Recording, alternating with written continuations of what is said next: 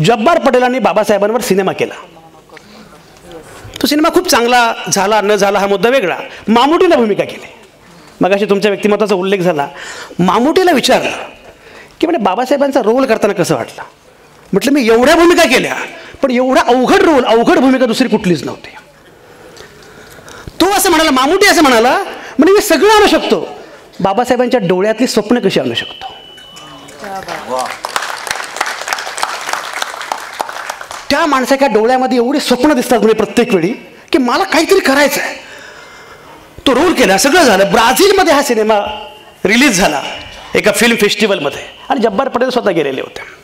तर ती चित्रपट समीक्षक महिला असेल ब्राझीलची, ती पुढे बसलेले होते. तिने सिनेमा, ब्राझीलच्या लोकांचा प्रॉब्लेम काय आहे, त्यांना इंग्रजी पण फारसं काही कळत नाही, हिंदी मराठीचा काही मुद्दाच नाही आहे. तिला काहीतरी कळालं, काहीतरी भव्य सिनेमा आहे.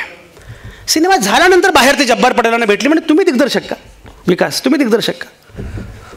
म्हणे हो मीच दिग्दर्शक आहे. जब्बार म्हटलं हो. म्हणे तुम्ही किती कल्पक आहात,